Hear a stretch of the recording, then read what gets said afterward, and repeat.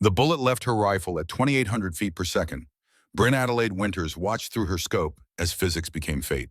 The round traveled 1,200 meters across the Yemeni skyline, threading through a 4-inch gap between a crumbling window frame and a rusted air conditioning unit.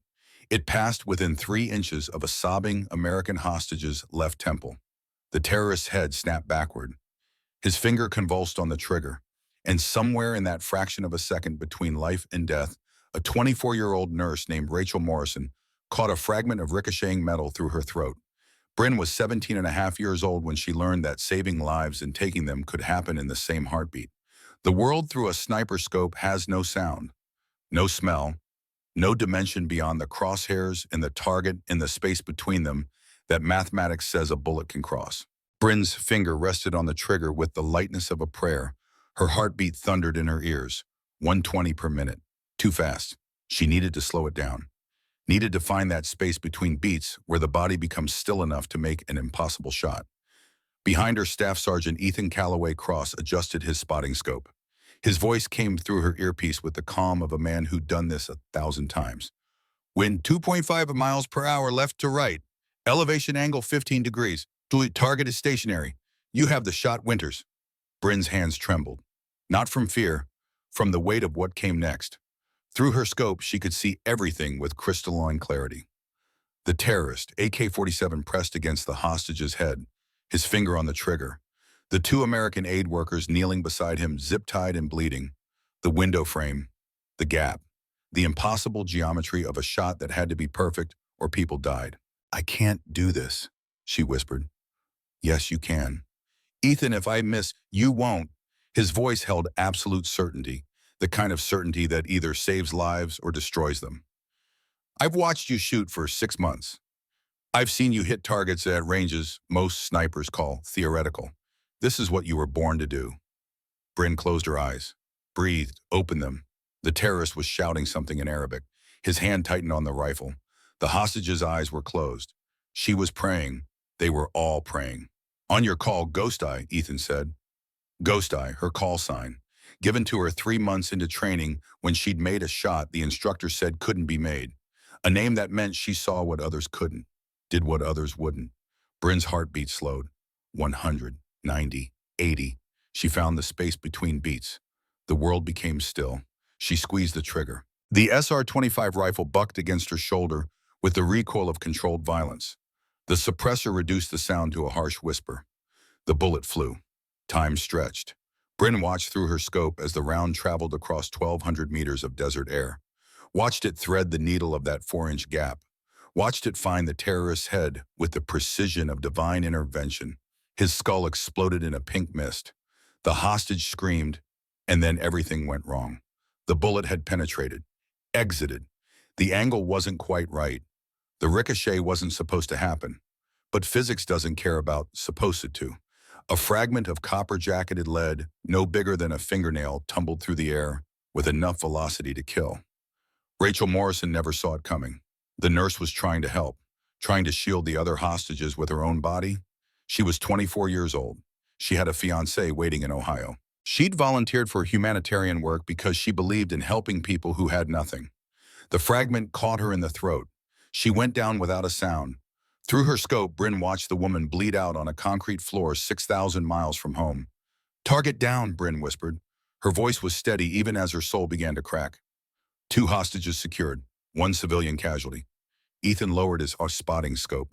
His voice was gentle, the way a father's voice might be when telling a child that some wounds never fully heal. "You saved 2 people today, Ghost Eye." "I killed one." "The terrorist killed her. You ended him before he could kill the other 2. Bryn pulled back from her rifle. Her hands were steady despite the earthquake happening inside her chest. She was 17 years old. She had just made the most impossible shot of her career. She had just become a hero. She had never felt more like a monster. "Rachel Morrison," she said quietly. That was her name. I read her file. She was a nurse, volunteered for humanitarian work, had a fiancé waiting back in Ohio. Ethan didn't say anything. He'd been in this business long enough to know that some silences were more honest than any words could be. "Will it always feel like this?" Bryn asked. "No." Ethan began packing their gear with the methodical precision of a man who'd done this 1,000 times. Sometimes it feels worse. 3 weeks later, Derek Calloway Cross was dead. The intelligence package had come from Marine Scout Sniper Platoon 3rd Battalion. Bryn remembered reading it, remembered the confidence in the assessment. Single target, minimal security, clean extraction. The intelligence was wrong. Ethan died in a doorway in northern Syria, his body torn apart by automatic fire from hostiles who weren't supposed to exist. 8 men became 16. A routine extraction became a massacre. And somewhere in a headquarters building thousands of miles away, Marine intelligence officers shrugged and called it actionable intelligence limitations. Bryn didn't cry at his memorial. She couldn't. The tears had frozen somewhere deep inside her, crystallized into something harder and colder and infinitely more dangerous. She made a promise that day, standing before Ethan's flag-draped casket. She would find out who failed him. She would expose the rot that had killed him, and she would burn it to the ground. Bryn Adelaide Winters walked through the gates wearing jeans and a faded hoodie, her auburn hair pulled back in a simple ponytail. She carried a backpack that looked like it belonged to a college freshman visiting her boyfriend on base. No one gave her a second look. That was exactly what she wanted. Her orders were classified at levels that would make most officers' security clearances look like library cards. Officially, she was conducting a routine assessment of inter-service cooperation protocols. Unofficially, she was here to determine whether the 3rd Scout Sniper Platoon deserved to continue existing. The power to recommend disbandment sat in her back pocket, signed by an admiral who owed her favors she would never discuss. Bryn had spent 8 months preparing for this moment. 8 months reviewing every intelligence failure that had originated from this unit. 47 casualties in 18 months. Patterns of arrogance. Patterns of negligence.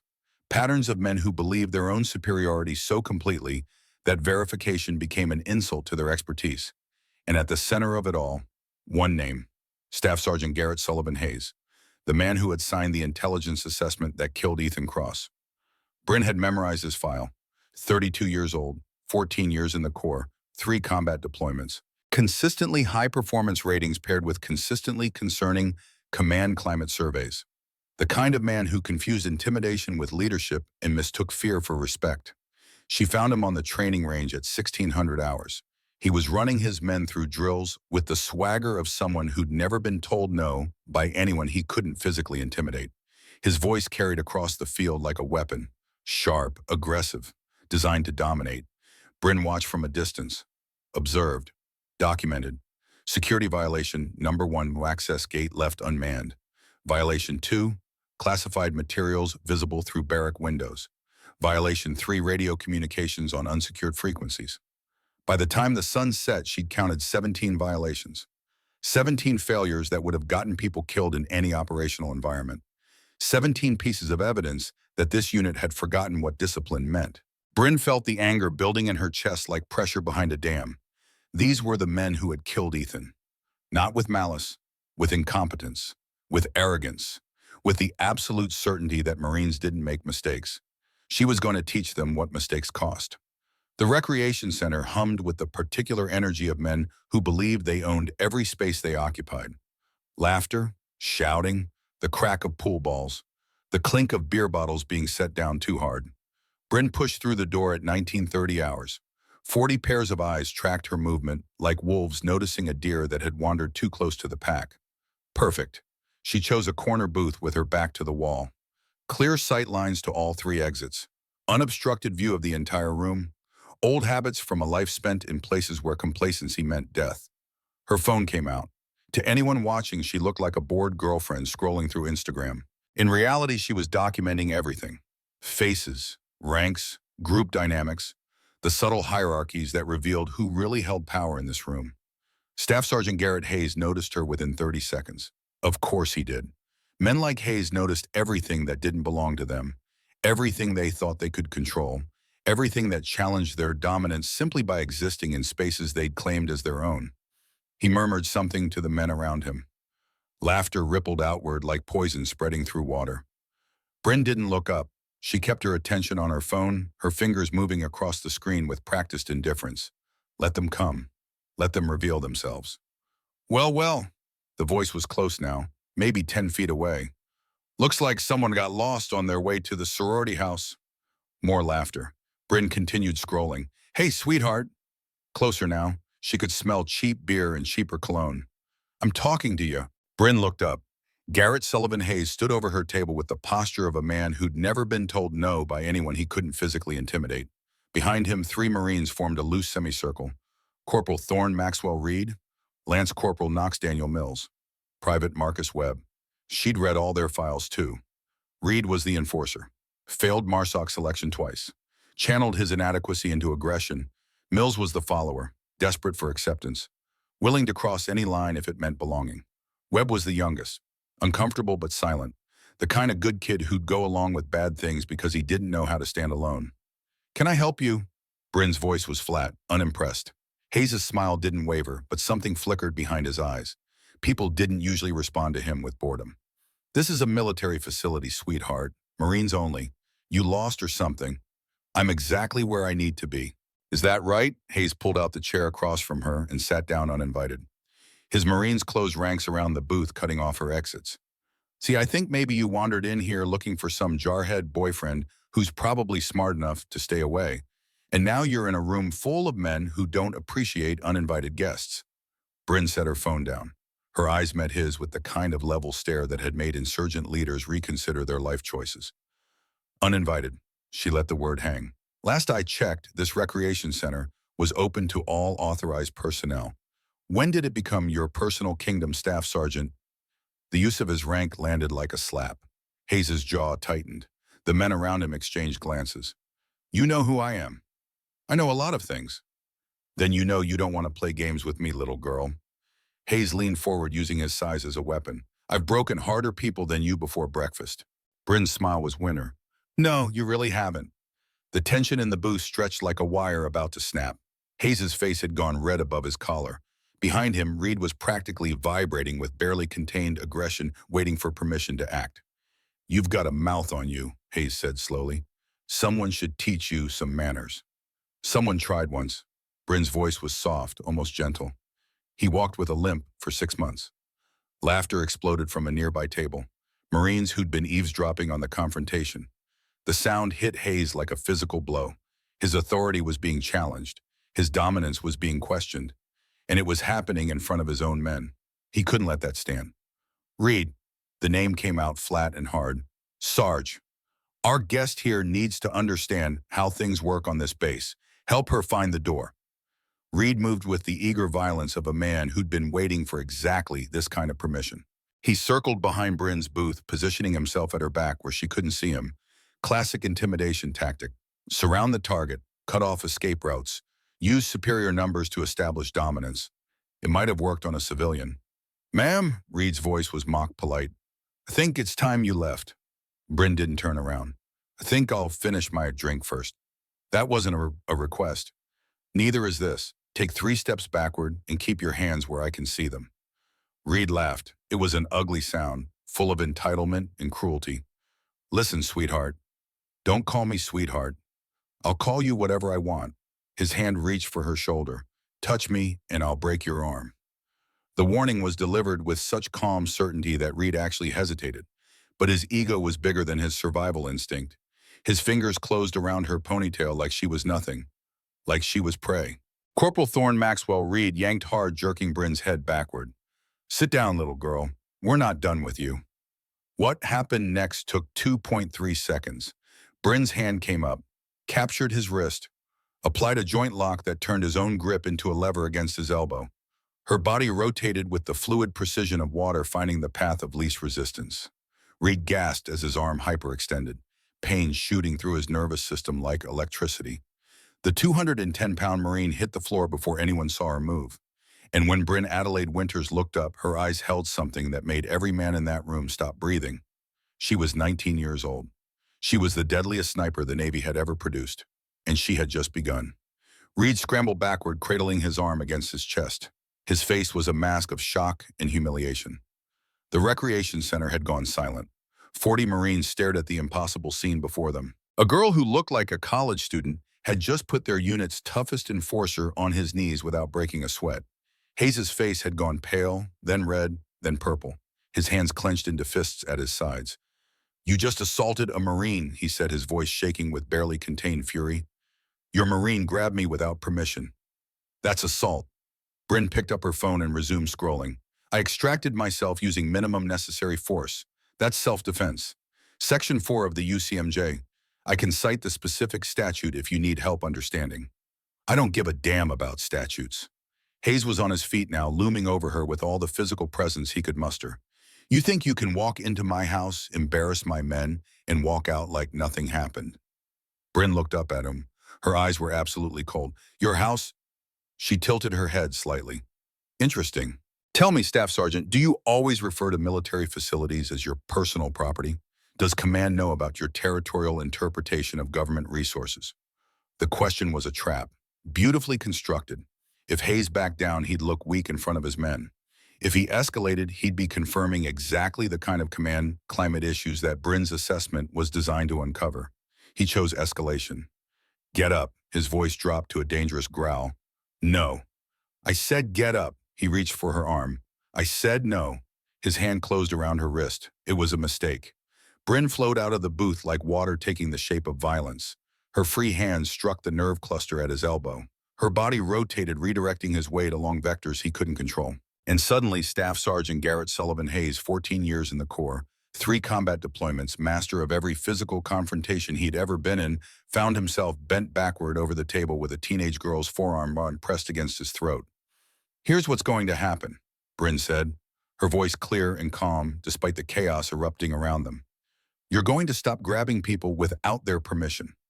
You're going to stop treating this facility like your personal kingdom. And you're going to start thinking very carefully about the consequences of underestimating people based on what they look like. Who the hell are you? Hayes choked out. Bryn smiled. It was the smile of someone who'd been waiting 8 months for this exact moment. I'm Sergeant First Class Bryn Adelaide Winters, Naval Special Warfare Command. Call sign Ghost Eye. She paused, letting the sniper designation sink in. And for the next 72 hours, I own you. She released him. Hayes stumbled, backward, gasping, his hand going to his throat. Around the room, Marines were pulling out phones, recording, texting, spreading word of the impossible thing they'd just witnessed. Bryn pulled a slim leather wallet from her back pocket. She opened it with deliberate precision, revealing military identification with classification markings that made their security clearances look like library cards. I've been on this base for 6 hours, she said.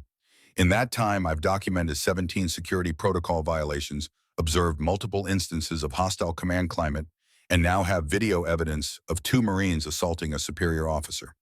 She gestured at all the phones that had been recording. Thanks for the documentation, gentlemen.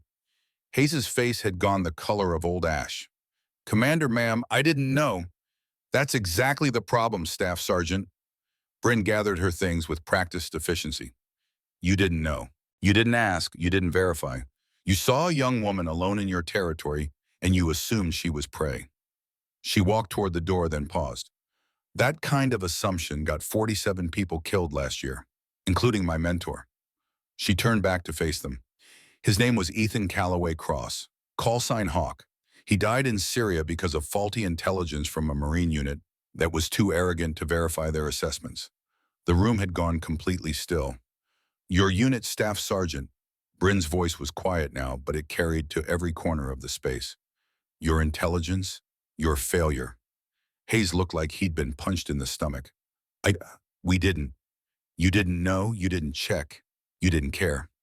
Bryn opened the door. Tomorrow morning, 0500 hours, training facility Bravo. You're going to have one chance to prove that you're capable of learning from your failures.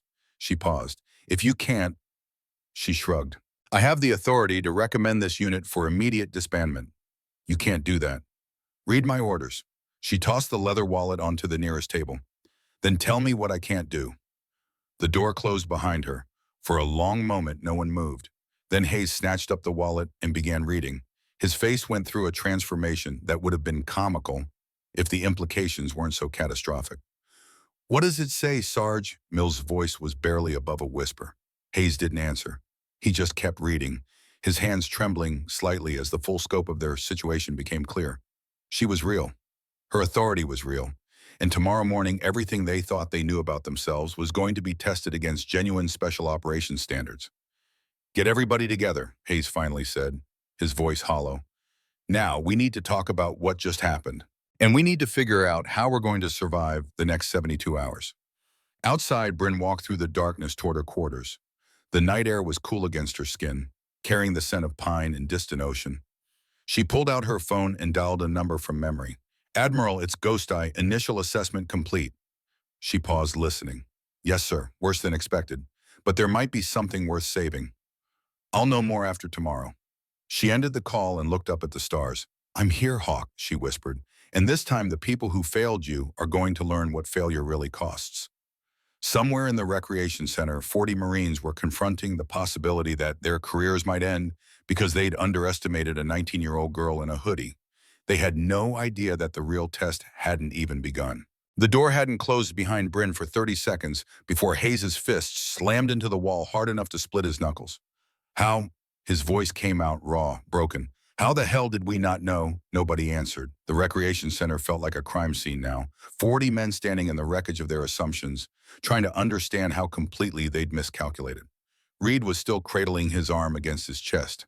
His face had gone gray, the bravado stripped away like paint peeling off rusted metal. She's 19, Sarge. 19. How does a 19-year-old kid become a SEAL sniper? She's not a kid. Mills's voice was barely audible. He'd pulled up something on his phone, his face illuminated by the screen's blue glow. Ghost Eye, I found her. Jesus Christ, I found her. What does it say? Mills's hands were shaking.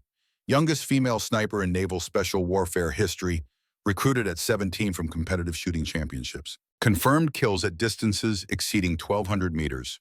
Primary operator on Operation Crimson Tide, Operation Neptune's Wrath. Operation... Stop, Hayes held up his hand. Just stop.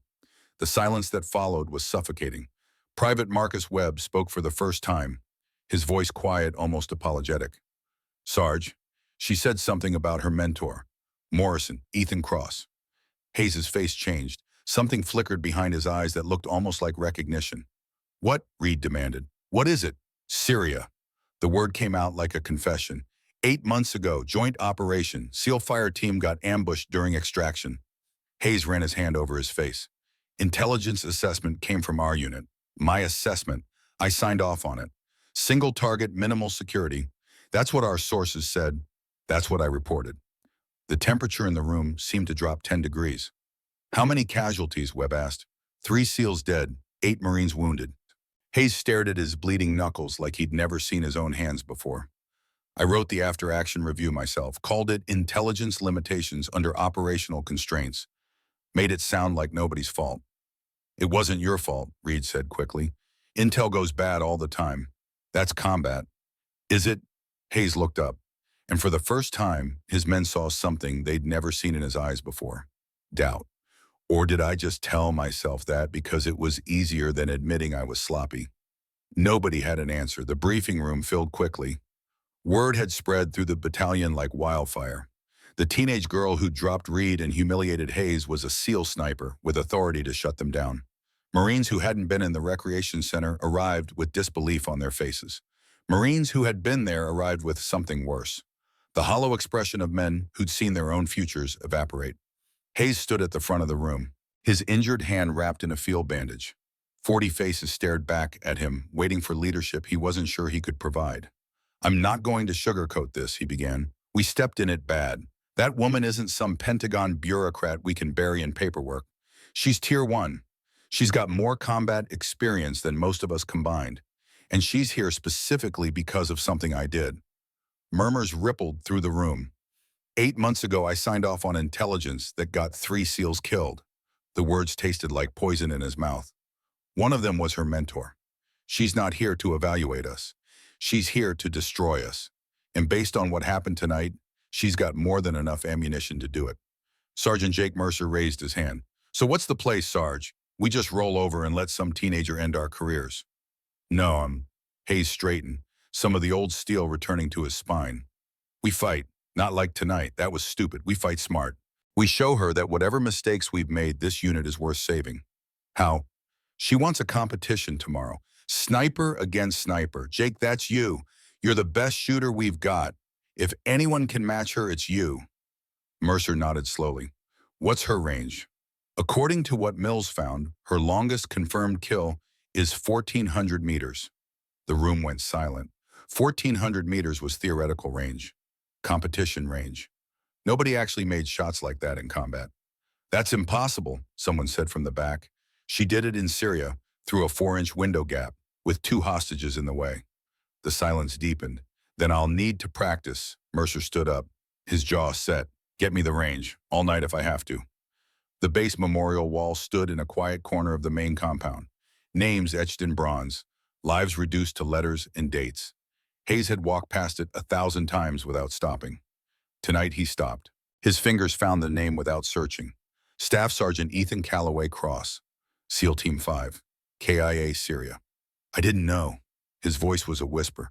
I swear to God, I didn't know the intel was bad. I thought I was doing my job. The bronze didn't answer. It never did. Your girl is going to end me tomorrow. And maybe she should. Maybe I deserve it. Hayes traced the letters of Ethan's name. But my men don't. They followed my lead because that's what Marines do. If someone has to pay for what happened to you, it should be me. Just me. It should be the culture that created you. Hayes spun around. Bryn Adelaide Winters stood 10 feet away, her face half-shadowed by the memorial's overhead light.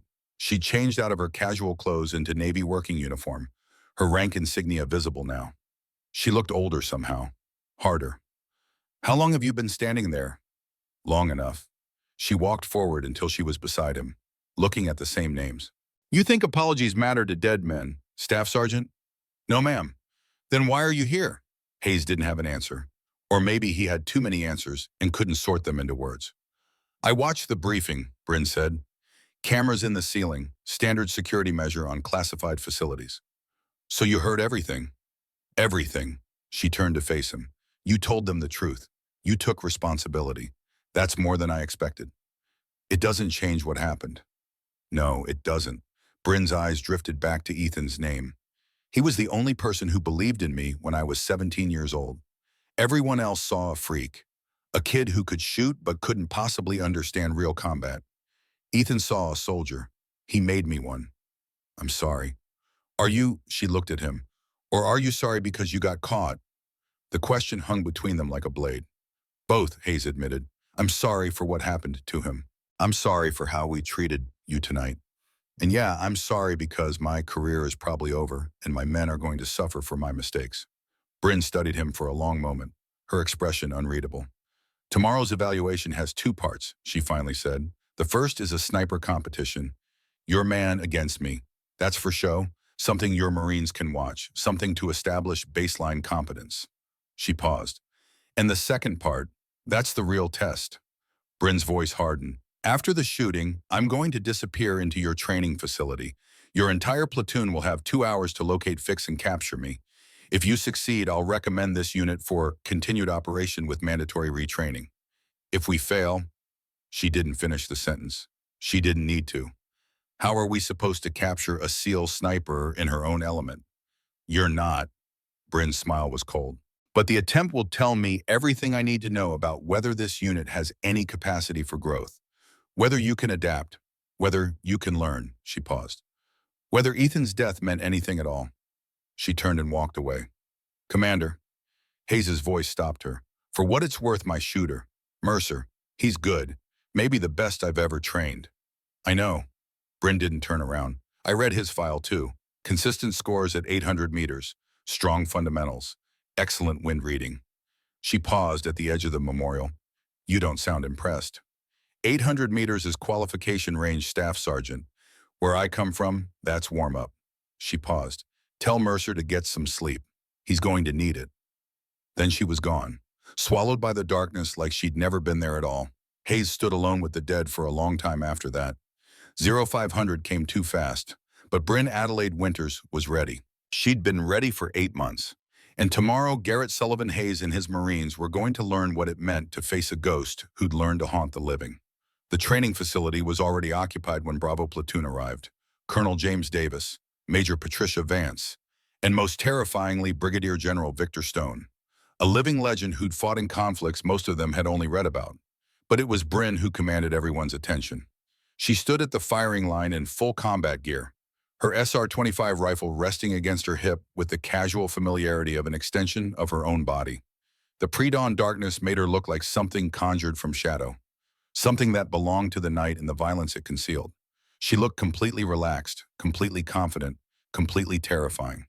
The auburn hair was gone, pulled back tight in a tactical bun. The college hoodie replaced with navy working uniform that bore rank insignia none of them could match.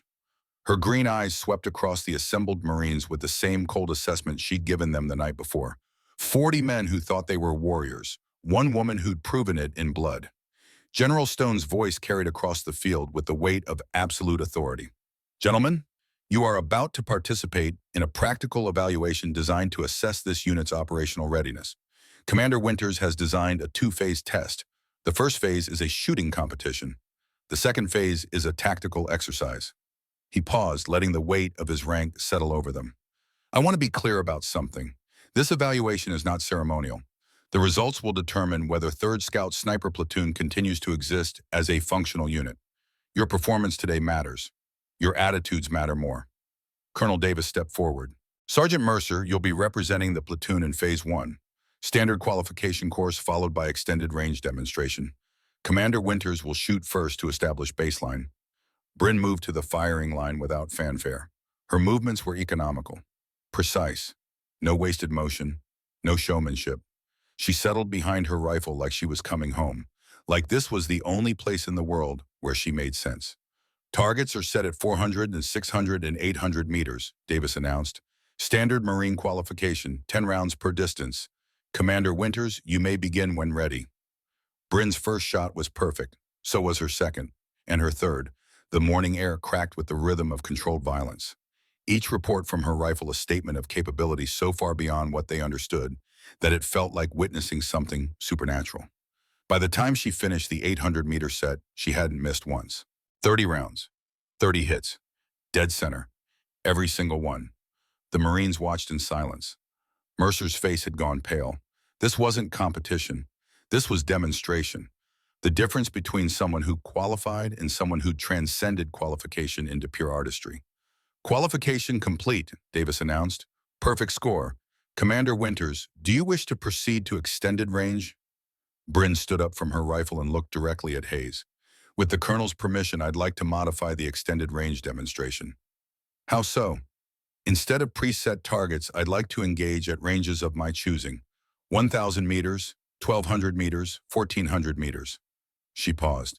I want your men to understand exactly what they're dealing with. Davis looked at Stone. The general nodded. Proceed. Bryn settled back behind her rifle. 1,000 meters away, a steel target the size of a human torso waited. At that distance, it looked like a postage stamp. The wind gusted across the range in patterns that changed moment to moment. Heat shimmer from the warming ground distorted everything. She took one breath, held it, squeezed. The clang of impact reached them a full second after the shot, sound traveling slower than the bullet that had already found its mark. Dead center. 1,200 meters. Same result. The 1,400-meter target was smaller, maybe 12 inches across. At that distance, it was barely visible to the naked eye. The wind was doing things that made accurate shooting feel like trying to hit a moving target while standing on a moving platform. Bryn didn't move for 30 seconds. She was reading the wind, building a mental map of how air moved across terrain, calculating variables that most shooters couldn't even perceive, mathematics and instinct combining into something that transcended both. Then she fired. The clang was faint, almost imperceptible. But it was there, dead center. 40 Marines stood in stunned silence. What they just witnessed wasn't supposed to be possible. It violated everything they understood about the limitations of rifle fire, about human capability, about the gap between theory and execution. That's impossible, someone whispered. That's absolutely impossible. Bryn stood up and stepped back from her rifle. Her hands were steady, but if someone had been watching closely, they would have seen the slight tremor in her fingers, the way her jaw clenched for just a moment, the flash of something in her eyes that looked like pain. She was seeing Yemen again, seeing Rachel Morrison fall, seeing the moment when perfection became tragedy. Your turn, Sergeant Mercer. Mercer walked to the line like a man approaching his own execution. His hands were steady. Years of discipline ensured that, but his eyes told a different story. He'd just watched a 19-year-old do things he'd been told were theoretical, things that existed in the realm of computer modeling and physics equations, but not in the real world where wind changed and bullets dropped and human error was inevitable. His qualification round was excellent, not perfect. 3 shots at 800 meters drifted slightly right, but excellent. 27 out of 30. Any other day he'd have been proud. Today, it felt like failure. Extended range, Davis asked. Mercer nodded. He had to try. His unit's survival depended on it. The 1,000-meter shot landed slightly off-center, but a hit, 1,200 meters. He took his time, read the wind, adjusted, fired. The target didn't ring. He tried again. Miss, again, miss. That's enough. General Stone's voice was gentle, almost kind. Stand down, Sergeant. Mercer stepped back from his rifle. His face was blank, but his hands were shaking. Bryn approached him. For a moment, Hayes tensed, expecting mockery, expecting the kind of humiliation that would break whatever spirit his men had left. Instead, Bryn's voice was quiet, almost respectful. You're a good shooter, better than 90% of Marines I've seen. Your fundamentals are solid. Your wind reading is competent. She paused. But you've never been pushed past your limits. You've trained to meet standards, not exceed them. That's not your fault. That's how you were taught. She looked at Hayes. That's how they were all taught. And that's the problem I'm here to fix. She turned to address the assembled Marines. Phase 1 is complete. You've seen what Tier 1 capability looks like. Now comes the real test. Her voice carried across the field like a promise of violence. In 15 minutes, I will enter your training facility. You will have 2 hours to locate, fix, and capture me. 40 men against 1. She checked her watch. Those don't sound like fair odds, Reed muttered. Bryn's smile was winter. You're right, they're not. You should probably ask for more men. She walked toward the training facility, disappearing into the complex like a ghost returning to haunt the living. Hayes gathered his men into a tight circle. Listen up. Everything we've done before, every exercise, every drill, every operation. Forget it. She's not going to behave like any enemy we've trained against. She's going to exploit every assumption, every habit, every weakness. So what do we do? Webb asked. Hayes looked at his youngest Marine, the kid who'd stayed silent last night while his seniors had made fools of themselves. The one who'd looked uncomfortable with the whole thing but hadn't known how to speak up. We adapt, Hayes said. You're going to be our wild card. While the rest of us run standard search patterns, I want you thinking differently. Ask yourself, where would she never expect us to look? What would she never expect us to do? Why me? Because you're the only one here who doesn't have 10 years of bad habits to unlearn. Hayes put his hand on Webb's shoulder. Today, that might be our biggest advantage. The timer started, and somewhere in the training facility, Bryn Adelaide Winters began hunting the hunters. The first 15 minutes were silent. 40 Marines spread across the training facility in textbook formation, covering sectors, maintaining communication, following every protocol they'd ever been taught. Their radio discipline was perfect. Their movement patterns were professional. Their confidence was absolute. They had no idea they were already losing. Alpha team in position, Sector 1 clear, Reed reported. Bravo team holding Sector 2, no contact. Charlie team sweeping Sector 3, nothing. Hayes listened to the reports from his command post and felt the first cold fingers of doubt crawling up his spine.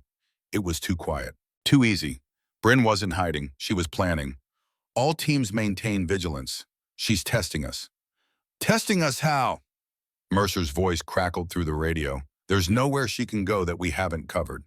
That's what worries me. 23 minutes and the first Marine went down. Private First Class Rodriguez was holding a corner position in Sector 4 when his radio went dead. No warning, no sound, just silence where his voice should have been.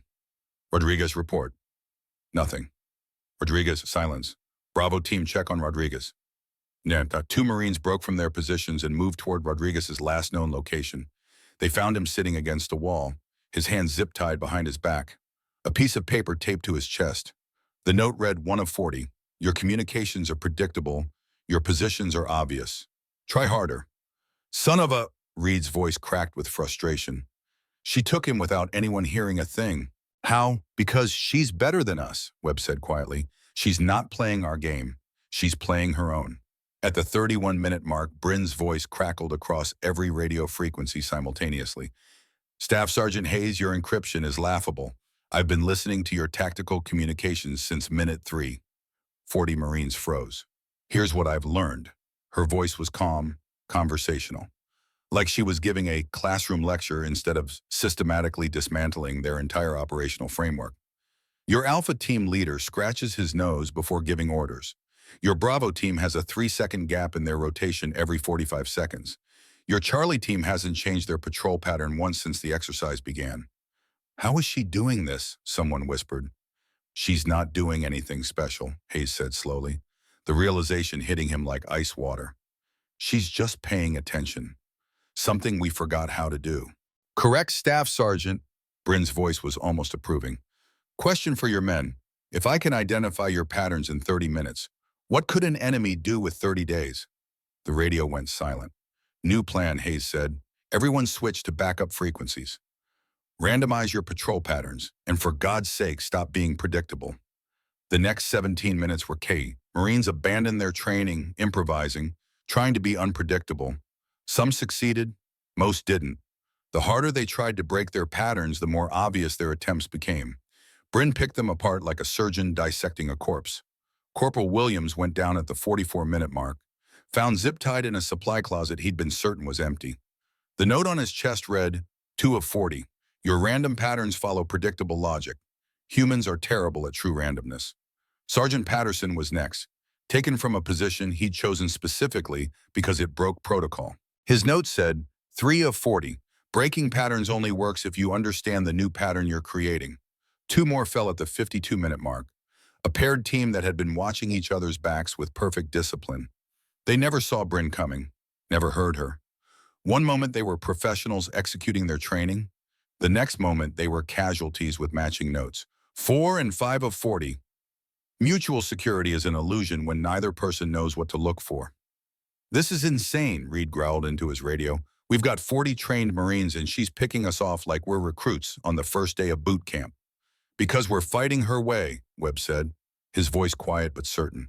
She set the rules. She picked the battlefield. She chose the tactics.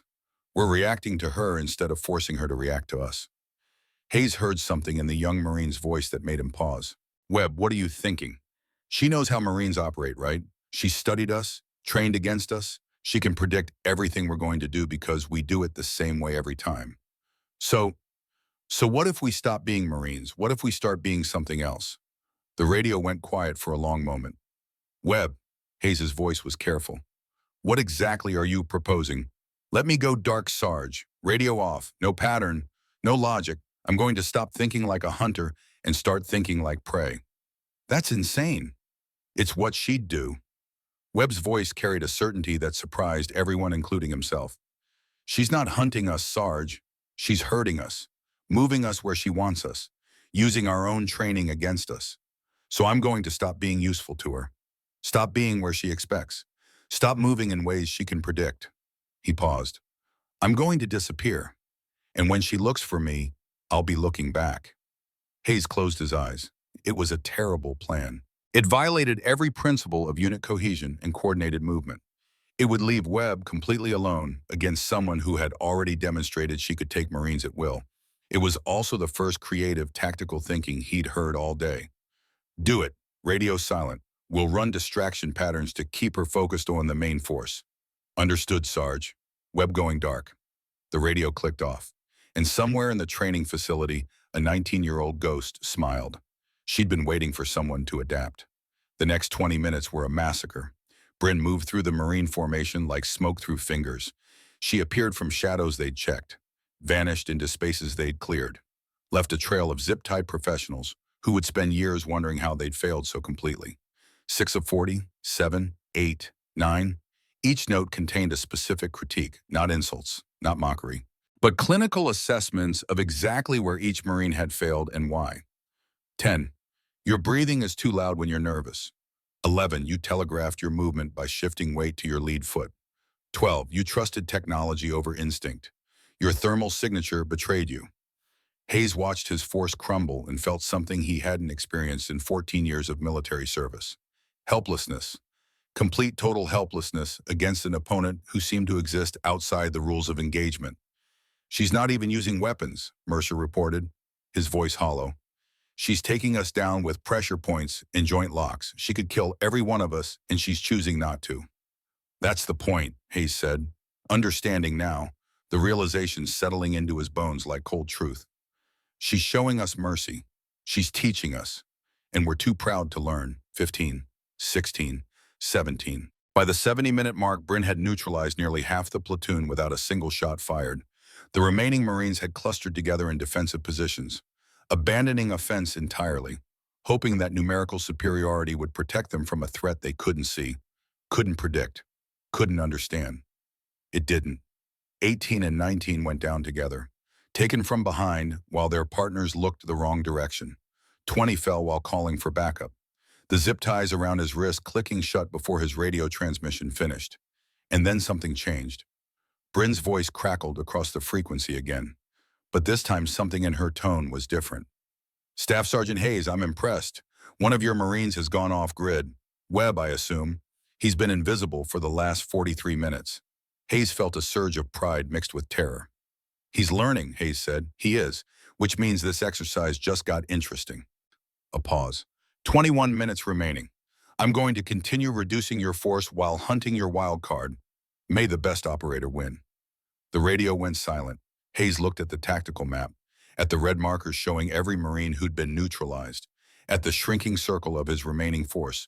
20 men left against a ghost who'd already proven she could take them all. But somewhere out there, Marcus Webb was hunting too. Webb had spent the first 40 minutes doing nothing. He'd found a maintenance crawl space that wasn't on any map, wedged himself into a position that would be torture for anyone larger than his lean frame, and simply waited. He didn't move. He didn't breathe loudly. He became part of the building itself. He realized exactly what Bryn had done at the beginning. She hadn't started hunting them immediately. She'd observed, learned, built a mental map of who they were and how they operated. So Webb watched. He watched through a ventilation grate as Bryn passed within 3 feet of his position, moving with a fluid grace that barely disturbed the air. He memorized her movement patterns, the way she checked corners, the subtle rhythm of her breathing. She was good, impossibly good, but she was still human, and humans had patterns, even the ones who thought they didn't. At the 87-minute mark, Webb left his hiding spot. He didn't move toward where Bryn had been. He moved toward where she would be. The logic was simple once he stopped thinking like a Marine. Bryn wasn't random. She was efficient. She was working through their formation systematically, neutralizing threats while maintaining positions that gave her multiple escape routes. That meant there were places she would go and places she wouldn't. Webb positioned himself in a place she wouldn't expect anyone competent to be. A dead end with no tactical value, no cover, no concealment. It was such a terrible position that no trained operator would choose it, which meant Bryn would never look there. He waited. 93 minutes in, he heard footsteps, light, controlled, coming closer. Bryn passed the entrance to his dead-end corridor without slowing. Why would she check it? There was nothing there worth finding. Webb counted to 3. Then he moved. He didn't try to fight her. He didn't try to subdue her. He'd seen what happened to people who tried that approach. Instead, he simply followed, matching her pace, staying in her blind spot, learning her rhythm. For 8 minutes, he shadowed the ghost. Bryn took 2 more Marines during that time. Webb watched how she did it. The approach angles, the timing, the pressure points she targeted. He filed everything away, building a profile of her tactics the same way she'd built profiles of theirs. Then she stopped. You can come out now, Private Webb. Webb's heart seized. How he'd been perfect. He'd done everything right. Your shadow fell across my peripheral vision 6 minutes ago. I've been letting you follow me to see what you'd do. Bryn turned to face him. In the dim light, her green eyes were almost luminous. Most people would have attacked by now. Why didn't you? Because I can't beat you in a fight. Webb's voice was steady despite the adrenaline flooding his system.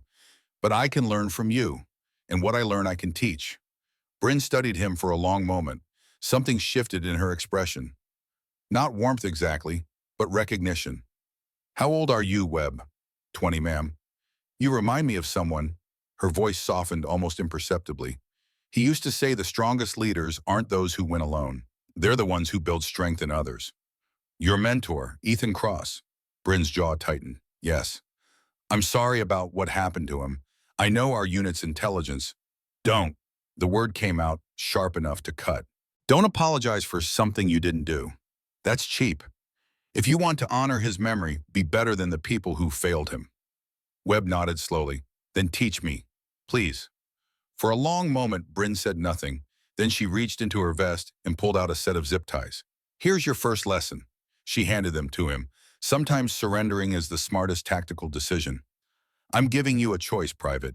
You can let me zip tie you and this encounter ends with you as another casualty, or you can take these back to your command post and report everything you've learned. That's not much of a choice. Every choice is significant. Bryn's voice carried weight beyond her years. The question is whether you have the wisdom to see it. Webb looked at the zip ties in his hands. He could feel the weight of the decision pressing down on him. What happens if I go back? Then you become the first Marine today who didn't fail. And maybe, she paused, maybe your unit survives this evaluation. Webb turned and walked away. He didn't run. He didn't look back. He carried the zip ties like they were made of gold. Because in that moment, they were worth more than gold. They were worth the future of 40 men who'd forgotten how to learn. Behind him, Bryn Adelaide Winters watched him go. Not bad, kid, she whispered to herself. Not bad at all. The command post fell silent when Webb walked in. Hayes looked at his youngest Marine, unbound, unharmed, carrying enemy equipment like a trophy. Something had changed in Webb's eyes. The nervous recruit who'd arrived that morning was gone. In his place stood someone who'd seen behind the curtain and survived. Webb. Hayes's voice was careful. Report. She caught me, Sarge. Knew I was there the whole time. Said she let me follow her because she wanted to see what I'd do. And she let me go. Webb set the zip ties on the tactical table. She said it was a choice. That surrendering was sometimes the smartest tactical decision. So why didn't she zip tie you? Because I wasn't trying to win. Webb looked up, meeting his sergeant's eyes. I was trying to learn, and she respected that. The room went quiet. 8 minutes left, Reed said. We've lost 23 men. She's going to finish us. Maybe, Hayes said. He picked up the zip ties Webb had brought back. Or maybe we've been thinking about this all wrong. What do you mean? She's not trying to destroy us. She could have done that in the first 30 minutes. Hayes turned the ties over in his hands. She's trying to teach us. Every note she left, every tactical correction, every single thing she's done today, it's all been lessons. Lessons about what? About who we've become versus who we should be. Hayes set the ties down. The question isn't whether we can beat her. We can't. The question is whether we can prove we're worth saving. The final 8 minutes ticked away. Bryn didn't take another Marine. Instead, she walked directly to the command post, passing through their remaining security like it didn't exist. She pushed open the door and stepped inside. Hayes was sitting alone at the tactical table. She was drinking his coffee, reading his classified patrol reports, completely at ease in the heart of enemy territory. You could have captured me, she said. Webb had my position. He could have called it in. Would it have mattered? No. Bryn set down the coffee cup. But it would have shown initiative. It would have shown you understood what this exercise was really about. And what is it about transformation? Bryn's voice carried the weight of 8 months of grief and a lifetime of lessons learned in blood. Your unit has 3 critical failures. Your intelligence protocols are outdated, your communication security is non-existent, and your leadership culture prioritizes ego over competence. Hayes didn't argue. He couldn't. These failures killed 47 personnel in the last 18 months, Staff Sergeant, including my mentor. Bryn pulled a folder from her vest, thick, heavily classified, containing the documented evidence of a unit's systematic dysfunction. I have the authority to end you, all of you. One signature in Bravo platoon becomes a footnote in Marine Corps history. She let the folder land on the table between them. So end us. Hayes's voice was hollow. If that's what we deserve, then do it. Don't drag it out. Is that what you want? What I want doesn't matter. What matters is whether my men can become better than what I made them. Hayes looked up, and Bryn saw something she hadn't expected in his eyes. Not defeat, acceptance. We're broken, Commander. I broke them with my ego, my arrogance, my absolute certainty that Marines were superior to everyone else. His voice cracked. Ethan Cross died because I was too proud to double-check my intelligence. And tonight you showed me that my pride would have gotten more people killed. The silence that followed was absolute. So break us down completely, Hayes continued. Disband the unit if that's what it takes, but please give my men a chance to rebuild. They followed my lead because that's what Marines do. If someone has to be punished for what we've become, punish me. Just me. Bryn studied him for a long moment. The arrogant sergeant who'd confronted her in the recreation center was gone. In his place sat a man who'd finally seen himself clearly. You really mean that? Every word. Bryn reached for the folder. She opened it slowly, deliberately, letting Hayes see the recommendation forms inside. The ones that would end careers. The ones that would scatter 40 families to the winds of bureaucratic consequence. Then she pulled out a different document. This is a provisional approval for intensive retraining, 72 hours of joint operations integration with SEAL Team 5, cultural reformation supervised by Naval Special Warfare Command, quarterly evaluations for the next 2 years. Hayes stared at the document like it was written in a foreign language. I'm not here to destroy you, Staff Sergeant. I'm here to rebuild you. Bryn's voice carried weight. Ethan would have wanted that. He believed in second chances. Why, after everything we did? Because tonight your youngest Marine showed me something worth saving. Bryn stood up. Webb didn't try to beat me. He tried to learn from me, and when I gave him a choice, he chose growth over glory. She walked toward the door. Tomorrow morning, 0600 hours. We start over, all of us. She paused at the threshold. But understand something, Staff Sergeant. This is your last chance. My mercy has limits. Ethan's memory has limits. Don't make me regret believing in your capacity to change. The door closed behind her. Hayes sat alone in the command post, holding a document that represented something he'd stopped believing in. Hope. Outside, the sun was beginning to rise over Camp Lejeune, and somewhere in the training facility, 40 Marines were about to learn that their education had only just begun. Dawn broke over Camp Lejeune with the promise of transformation. Bryn Adelaide Winters walked the line of assembled Marines, her eyes scanning each face with the precision of someone who'd learned to read people the way most people read books. 40 men stood before her, exhausted, humiliated, but still standing. That had to count for something. She stopped in front of Reed. Corporal, how's the arm? Reed flinched at the directness. Functional, ma'am. Good, you'll need it. She moved on, pausing next to Mills. Lance Corporal, I noticed you deleted the videos from your phone last night. Mills's face went pale. Ma'am, Smart decision. The ones that were already uploaded will stay up, but you choosing to stop the spread tells me something. She held his gaze. It tells me you're starting to understand consequences. She continued down the line until she reached Webb, standing at the end with the quiet confidence of someone who'd earned his place through choice rather than conquest. Private Webb, ma'am, you're going to be my assistant instructor for the next 72 hours. You've seen things the others haven't. Time to share what you learned. Webb's eyes widened. Ma'am, I'm the youngest here. They won't. They will, because you earned it, and because I'm telling them to. She turned to address the full formation. Yesterday I broke you. Today we rebuild. But understand something. I'm not here to make you comfortable. I'm here to make you capable. Her voice carried across the dawn like a promise. The process will be painful. Some of you will want to quit. Some of you will hate me before this is over. She paused. That's fine. Hate me all you want. Just don't waste the lessons I'm about to give you. The first day was physical. Not the parade ground physical that Marines were accustomed to. Not the standardized push-ups and runs that built baseline fitness. This was something different. Something surgical. Bryn demonstrated close quarters techniques that none of them had ever seen in official training manuals. Pressure points that could disable without permanent damage. Joint manipulations that turned an opponent's strength into weakness. Movement patterns that made their standard combatives look like children wrestling. The body has 206 bones, Bryn said, flowing through a demonstration with Hayes that left the sergeant on his back in under 2 seconds. It has over 600 muscles. And it has exactly 732 points where moderate pressure causes significant pain. She helped Hayes up without ceremony. Your enemy knows some of these. I know all of them. By noon, every Marine had been put on the ground at least 3 times. By evening, the number was closer to 12. But something was changing in the way they moved. The way they approached problems. The way they looked at the young woman who was systematically dismantling everything they thought they knew. Again, Bryn ordered.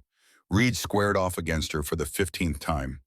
His arm still ached from the recreation center, but he'd stopped protecting it, stopped favoring it, stopped letting old wounds dictate new movements.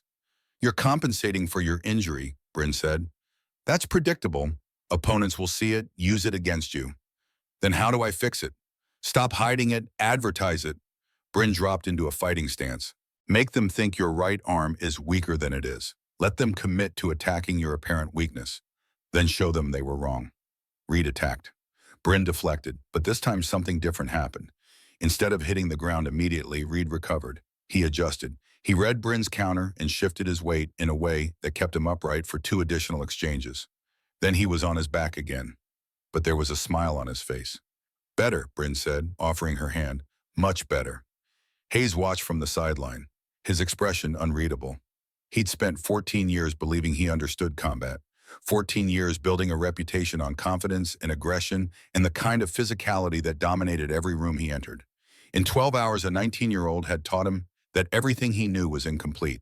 Day 2 brought integration. 4 operators from SEAL Team 5 arrived at 0500, men who'd served with the Ethan Cross, who'd been briefed on Bryn's mission, who understood exactly what was at stake. Lieutenant Commander James Callahan led them. At 38, he was everything Marines imagined SEALs to be. Quiet, competent, utterly devoid of the swagger that characterized Hollywood portrayals. He shook Hayes' hand with the grip of a professional meeting another professional. Staff Sergeant Commander Winters, it tells me your unit is ready to learn. We're ready to try. That's all anyone can ask. Callahan looked at the assembled Marines. My men aren't here to show off. We're here to demonstrate what partnership looks like. The exercises today will require coordination between your teams and ours. Success will depend on communication trust and the willingness to check your egos at the door. The first joint exercise was a disaster. Marines and SEALs couldn't coordinate. The Marines kept trying to lead, defaulting to the competitive mindset that had defined their training. The SEALs adapted around them, but the friction was obvious. Bryn stopped the exercise after 17 minutes. What did you see? She asked the assembled teams. Silence. Nobody fine. I'll tell you, she pointed at Hayes. Your team advanced on the objective like you were trying to beat the SEALs to the finish line. You weren't supporting them. You were racing them. Old habits, Hayes admitted. Old habits get people killed. Bryn's voice was sharp. This isn't competition. War doesn't care which branch reaches the objective first. War cares whether Americans come home alive. She turned to Callahan. Your assessment. The Marines have skills, Callahan said diplomatically, but they're fighting with us instead of alongside us. It's like they've been trained to see every other unit as a rival rather than an ally. Because they have been, Bryn addressed the Marines directly. Your entire culture is built on being better than everyone else. Marines versus Army. Marines versus Navy. Marines versus Air Force. You've been told you're the best for so long that you've forgotten how to be part of a team that includes people who aren't Marines. The words landed like punches. Reset, Bryn ordered. We're doing it again. And this time, Staff Sergeant, your only job is to support the SEAL advance. Not lead it, not compete with it, support it. Hayes nodded slowly. Understood. The second attempt was better. Not good, but better. Marines held positions that created advantages for the SEAL operators. Communication improved. The rivalry didn't disappear, but it evolved into something more productive. By the 4th iteration, something clicked. Webb was the first to notice it. A Marine fire team moving in perfect synchronization with a SEAL element, covering each other's movements, communicating through hand signals rather than words, functioning as a single unit rather than 2 separate forces. There, Bryn said, pointing at the coordinated movement.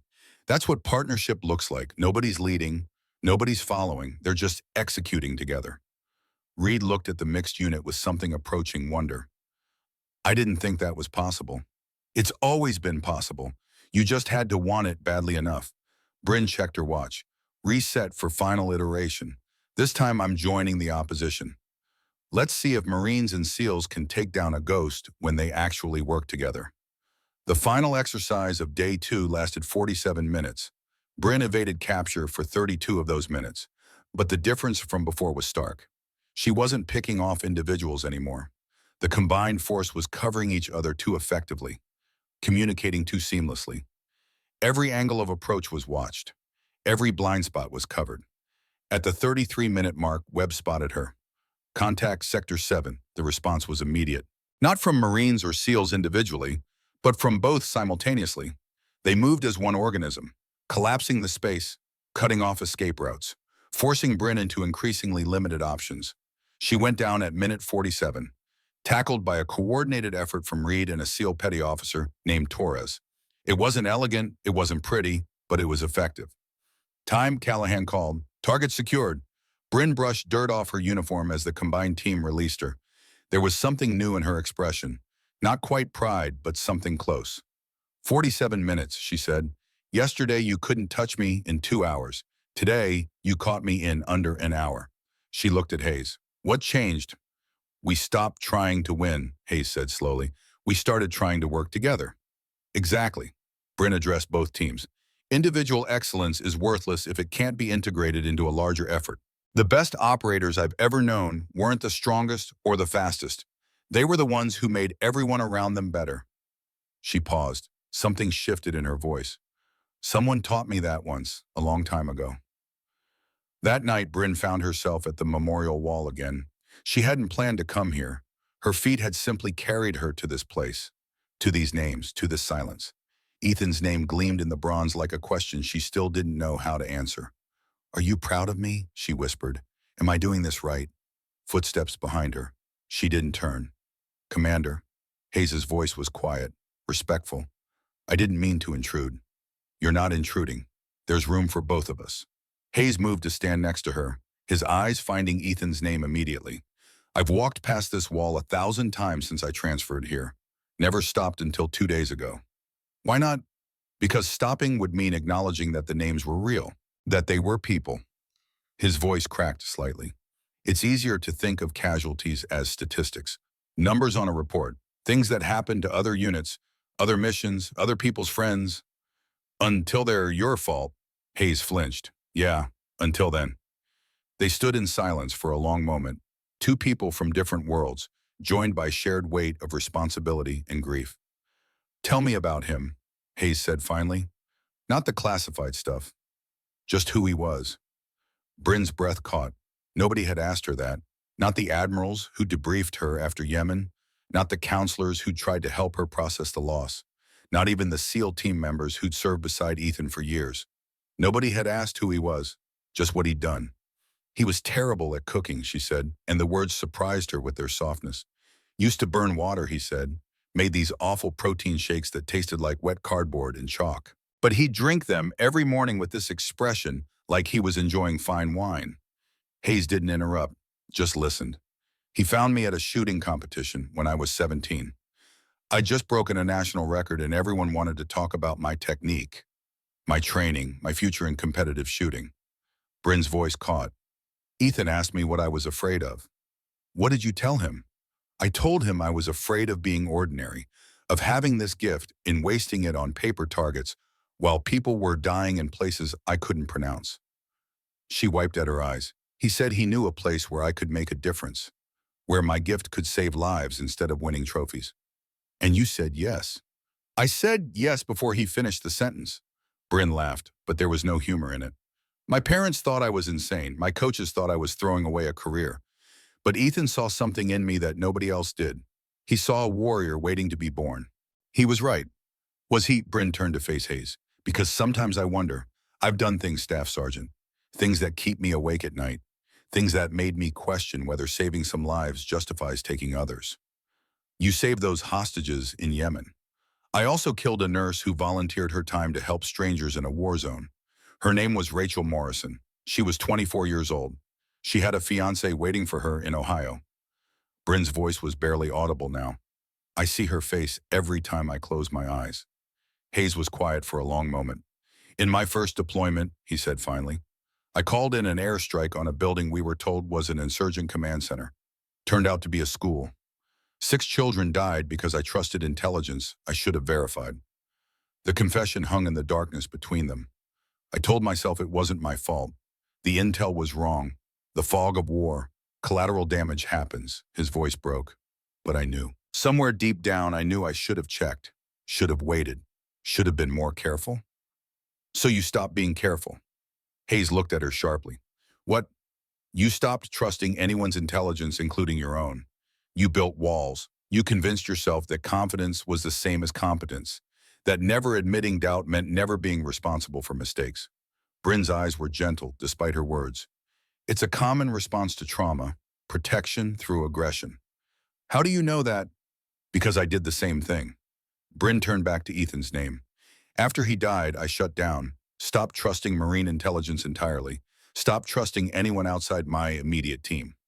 I came here ready to destroy your unit because destroying you felt safer than admitting I couldn't save him. So why didn't you? Because of Webb. He reminded me that people can change, that second chances mean something, that Ethan would have wanted me to build bridges, not burn them. Hayes was silent for a long moment. When he spoke again, his voice was different, stripped of pretense. Just a man trying to understand his own failures. Can we fix this? Really fix it? Not just pass your evaluation, but actually become what we should have been all along. I don't know, Bryn said, her honesty brutal. But I know you can try, and trying is more than most people ever manage. She reached out and touched Ethan's name one final time. He believed in second chances, Staff Sergeant. He gave me one when I was 17 years old and didn't know who I was supposed to be. She looked at Hayes. I'm offering the same thing to you. Don't waste it. 2 weeks later, the deployment orders arrived. Syria, joint operation with SEAL Team 5. High-value target extraction in hostile territory. The same region where Ethan had died. Hayes read the orders 3 times before he could process them. Bryn walked into his office without knocking. You volunteered us, Hayes said, not a question. I volunteered myself. Your unit was selected based on your performance over the last 2 weeks. She sat down across from him. This is your real test, Staff Sergeant. Everything we've done has been preparation for this moment. Can you execute in the same environment where everything went wrong before? Ma'am, with respect, you don't have to come. You've already done your evaluation. I'm coming as Overwatch sniper. Hayes saw something in her eyes that made him understand. This wasn't about the mission. This was about closure. Ethan died there, he said quietly. Yes, and I need to make sure nobody else does. The pre-deployment training was intense. Bryn worked with Hayes personally, teaching proper intelligence verification protocols. 3 independent sources. Always. Cross-referencing, questioning. Never accepting information at face value just because it came from a trusted source. Trust isn't enough, she said, echoing the words she'd thrown at him that first night. Verification is mandatory every single time. Webb was promoted to fire team leader on Bryn's recommendation. Reed had transformed from enforcer to team player. The change visible in how he moved, how he communicated, how he treated the younger Marines. The night before deployment, the entire team gathered at the memorial wall. Bryn stood before Ethan's name, 44 men behind her, Marines and SEALs together. Tomorrow we return to the place where Staff Sergeant Cross gave his life, she said. We go with better intelligence, better training, better coordination, but most importantly, we go as a team. She touched Ethan's name. This is for you, Hawk. We're going to do it right this time. Hayes stepped forward. Commander Winters came here to destroy us. She had every right to. We'd failed. Failed our mission, failed our standards, failed the people who trusted us. His voice strengthened. Instead, she gave us a chance to become better, to learn, to transform. Tomorrow we proved that her faith wasn't misplaced. The team deployed 36 hours later. Syria at night was exactly as Bryn remembered. The air tasted like dust and diesel. The darkness was absolute except for the stars that seemed close enough to touch. The smell of distant fires carried on the wind. Bryn was positioned 1,200 meters from the target compound. Her SR-25 rifle set up on a rocky outcrop that gave her clear sight lines to the entire area of operations. Through her scope, she watched the teams insert. Marines securing the perimeter. SEALs moving toward the compound. Everything coordinated, everything professional, everything according to plan. For the first 47 minutes. Then Webb's voice crackled through her earpiece. Boss, we have movement on secondary approach. Multiple signatures. This wasn't in the intel. Bryn's heart stopped. Through her scope, she counted hostiles. 8, 10, 12, moving into positions that would turn the extraction route into a kill zone. It was Syria all over again. The same scenario that had killed Ethan. Hayes, do you copy? Bryn's voice was steady despite the ice flooding her veins. Copy, I see them. His voice was tight. She could hear the panic underneath. The flashback to 8 months ago, the moment when bad intelligence had cost 3 lives. Hayes, listen to me. Bryn's voice cut through his fear like a blade. This is not 8 months ago. We have better intel, better coordination, better training. We adapt, right now. A pause, then Hayes' voice came back. Stronger. Web guide the SEALs through your alternative route, the one you mapped during mission planning. Copy. Read reposition your element to counter the new threat. Suppress but do not engage unless I give the order. Moving. Bryn watched through her scope as the teams adapted. No panic, no freezing, no repeating the mistakes that had killed Ethan. They were learning. Callahan, I'm providing overwatch, Bryn said. 3 hostiles setting up RPG position at your 10 o'clock.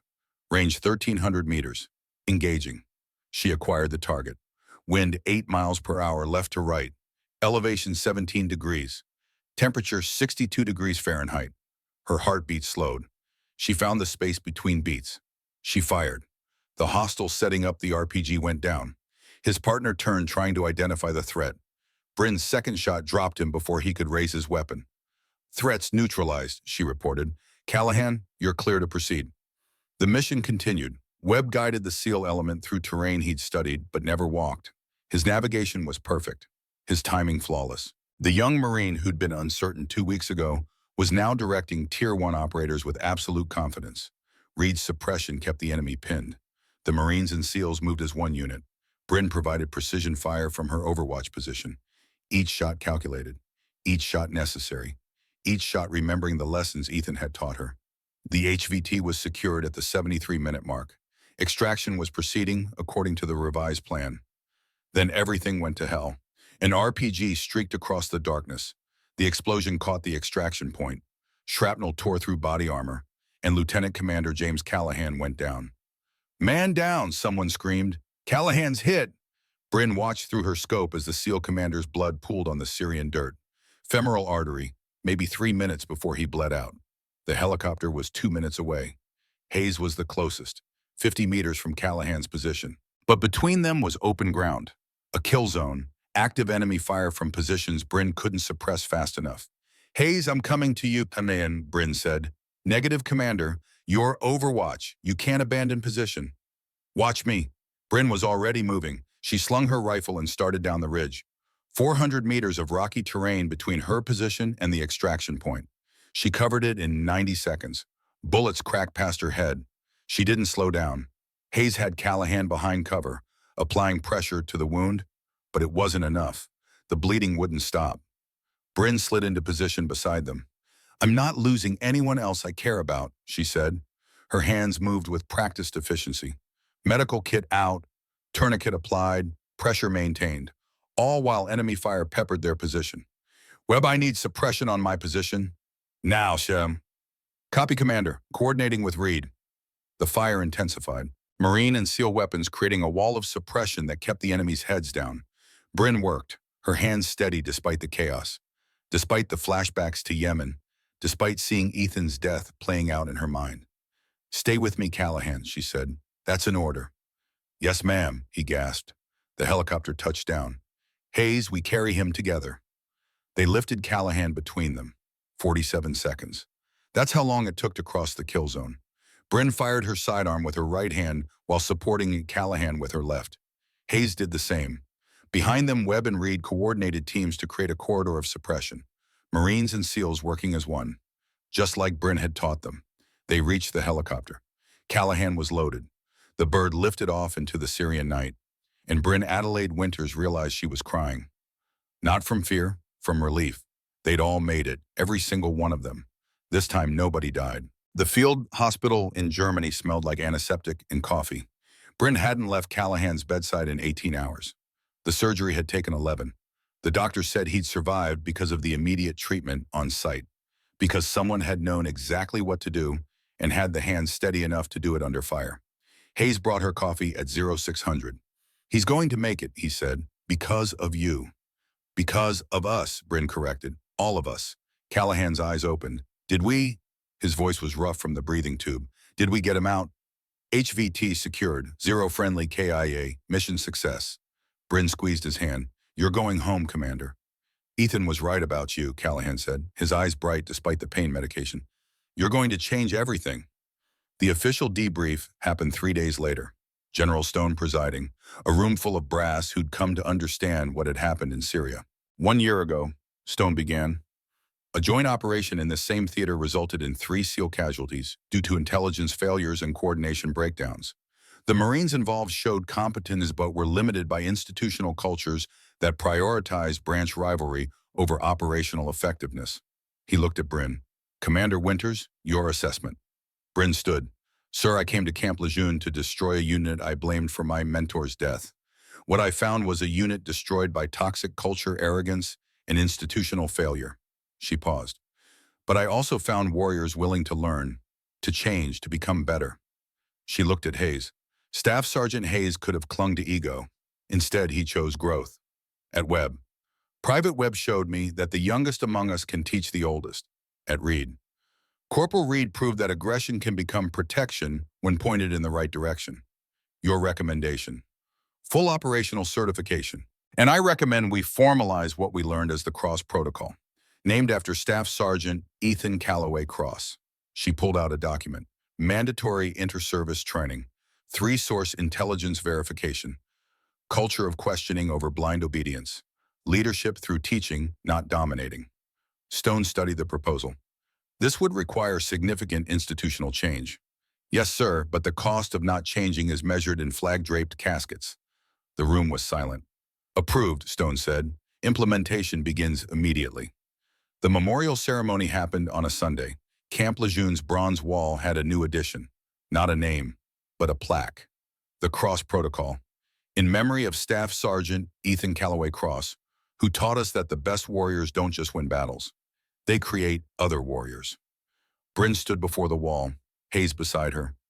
Behind them, 40 Marines and 4 SEALs formed a silent honor guard. Ethan Cross believed in second chances, Bryn said, her voice carrying across the assembled formation. He gave one to a 17-year-old girl who was more dangerous than disciplined. He taught me that strength isn't about never falling. It's about rising stronger. She touched his name. Boss, I came here for revenge. You taught me something better. Redemption. She turned to face the formation. Your death wasn't meaningless. It became the catalyst that changed everything. The Cross Protocol will save lives, will build bridges, will create warriors who understand that we're all on the same team.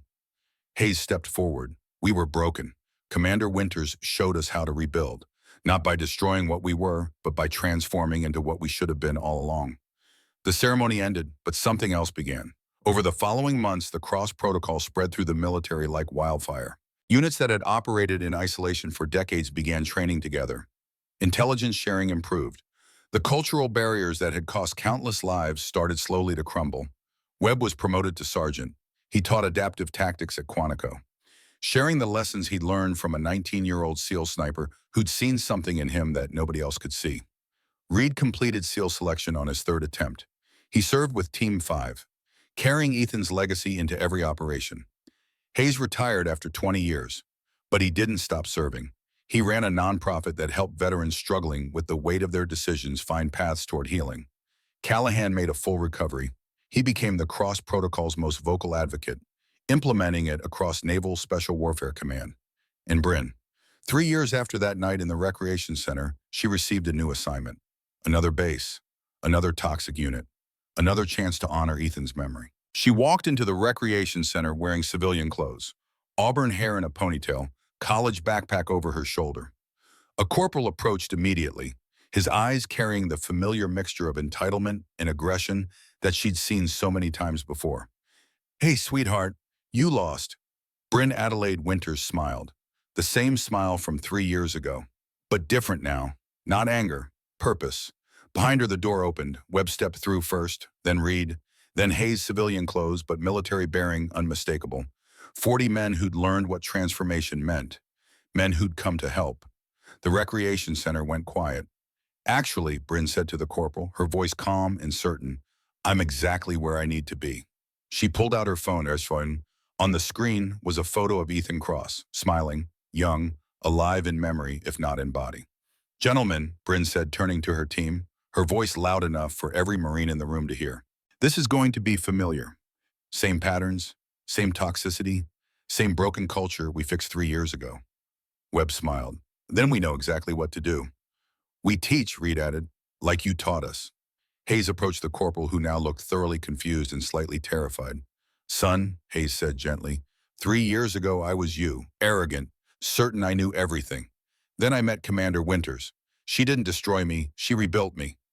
Bryn showed the Corporal Ethan's photo. This man believed people could change, could grow, could become better than their worst moments.